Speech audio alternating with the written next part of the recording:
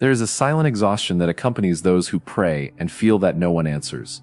A weight that accumulates each night when you close your eyes, repeat your prayers with a tight heart, and upon opening them in the morning, find the same scenario, the same silence, the same absence of movement. Perhaps you have already asked yourself if there is something wrong with you. If your words are not good enough, if your faith is too small, or if, somehow, you have been forgotten. This doubt corrodes slowly, like water dripping always in the same place, until it creates cracks in the soul, and it is precisely for this reason that you are here today. Not to receive another magical formula for manifestation, not to hear that you just need to think positive and everything will resolve, but to dive into the deepest, most invisible, and most transformative reason why your prayers seem to go unanswered. Because the truth, though hard, is also liberating. The problem is not in what you ask for, but in who you believe yourself to be while you are asking. Dr. Bruce Lipton, one of the great names in epigenetics, spent decades studying cell behavior and discovered something that should be taught in every spiritual school. He realized that a cell does not spend its time asking the environment for what it needs. It simply absorbs that for which its membrane is prepared. If the membrane is open to nutrients, nutrients enter. If it is closed, no matter how much the environment overflows with abundance, the cell remains in a state of lack. Applying this to your life, the question that arises is devastatingly simple. Have you spent years clamoring for changes, while keeping your emotional and unconscious membrane closed to the very thing you ask for? Could it be that your prayer, instead of being a state of receptivity, has become a cry of lack that vibrates at the frequency of absence? Neville Goddard, one of the most profound masters of consciousness, taught something that brilliantly completes this reasoning. He said that the secret is not in asking, but in assuming that you have already received, because the request, when made from lack, only reinforces the lack.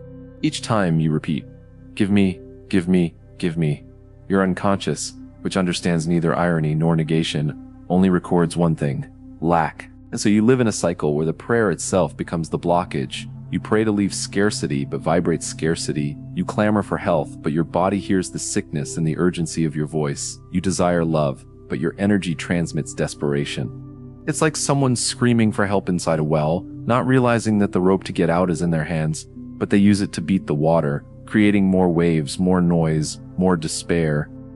Today, we are going to deactivate this mechanism. We are going to understand why your prayer has not been answered until now, and more importantly, we are going to discover what to do when silence seems to be the only answer. Because perhaps, just perhaps, the universe is not silent. Perhaps you just haven't learned to listen in the language of transformation.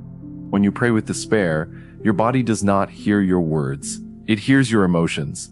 And if there is one truth that neuroscience has already proven, it is that emotions are not just abstract feelings. They are chemical substances running through your veins, programming every cell of your being.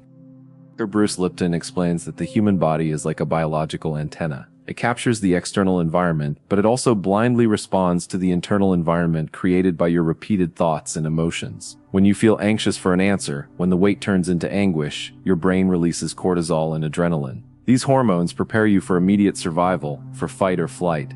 They constrict your blood vessels, accelerate your heart, and shut down all growth and regeneration systems. In other words, when you are in a state of spiritual urgency, your body enters war mode. And in war mode, there is no room to receive blessings, because the body understands that it is not time to flourish, it is time to survive. The problem is that many people confuse this anxiety with faith.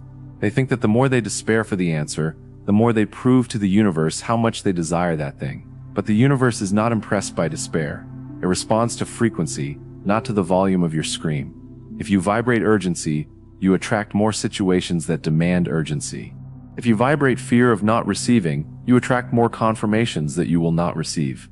It is a law as precise as gravity, and ignoring it does not suspend it. Joe Dispenza, another giant in this field, speaks about the importance of maintaining coherence between the heart and the brain. He teaches that when you feel gratitude, love, or trust, your heart generates a coherent electrical field that synchronizes your brain and sends a clear message to the universe: I am ready to receive. But when you feel fear, doubt, or impatience, this field becomes disorganized and your body emits contradictory signals. You say you want, but your body says you don't believe. You ask, but your chemistry denies the request with every heartbeat. That is why the prayer that most attracts silence is the one made from anxiety. Because anxiety is a declaration that you do not trust time, you do not trust the process, You do not trust that the universe can deliver what is yours without you having to control every detail. And what is anxiety but an attempt to control the future because, deep down, you fear it will not welcome you? Beware of anxious spirituality. Beware of prayer chains you join less out of faith and more out of fear of being left out. Beware of rituals repeated mechanically while your mind wanders into worry. This is not connection, it is compulsion, and compulsion has never opened portals, it has only created cages. If you want your prayer to be heard, first silence the chemistry of despair. Breathe until your body understands there is no danger. Calm your nervous system till it remembers that you are no longer the one who lacks, but the one who already is. Because the truth is that you can only receive what your body is biologically prepared to welcome.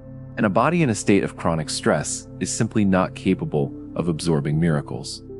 Perhaps the deepest reason your prayers have gone unanswered is that you sent them to the wrong address. For years, you believed you were speaking to a distant God, to a universe out there, to a separate intelligence that needed to be convinced. But what if the truth is much more intimate and much more radical?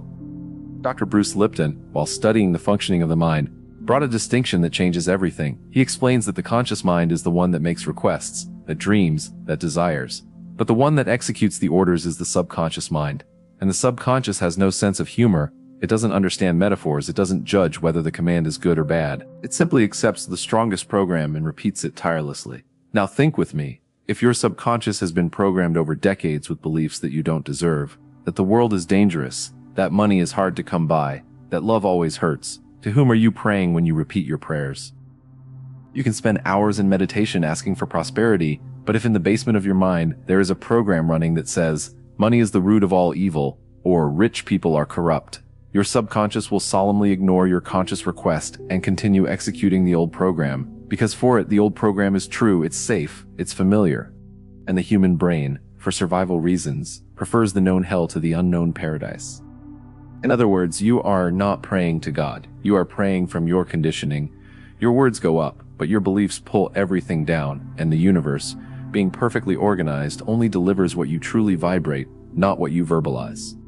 This explains why so many spiritual people live such contradictory situations. They speak of abundance, but live constrained. They preach love, but repeat patterns of rejection. They sing gratitude, but wake up with the weight of dissatisfaction. It's not hypocrisy, it's an unconscious misalignment. It's the prayer going to one address, and the belief going to another. Neville Goddard, once again, gives us the key to get out of this trap. He teaches that imagination is the womb of reality. Everything created in the visible world was first gestated in the invisible, in the field of imagination. If you want your prayer to be answered, do not ask. Imagine yourself already living the answer. Feel the texture of the desired reality on your skin. Touch the objects of your new scenario. Hear the voices of the people around you in this new condition. Because when you assume the feeling of the wish fulfilled, your subconscious records this experience as true and begins to reorganize your life, your choices, and even your biology to correspond to this new identity. And then prayer ceases to be a request and becomes a declaration. You no longer beg, you give thanks for what already is. And in this state of anticipated gratitude, your cell membrane opens, your vibrational frequency rises, and the universe finds a way to deliver that which, deep down, was always yours. There is a type of prayer that acts as a miracle repellent. It is the prayer made in the frequency of need. It seems contradictory because when we need it most, we pray more. But that is precisely where the inversion lies. When you desperately pray for something, you are vibrating at the exact frequency of the absence of that thing. If you pray for money because bills are due and fear tightens, your vibration is fear, it is scarcity. If you pray for love because loneliness hurts, your vibration is loneliness, it is lack. And the universe, being an impeccable energetic mirror, reflects back to you more of what you are, not what you want. Bruce Lipton often uses a powerful analogy with cancer cells. They are an example of a survival request that became uncontrolled. The cancer cell wants to live, wants to multiply, wants resources, but its request is egoic, isolated, without connection to the whole, and precisely because of that, it ends up destroying the organism that sustains it.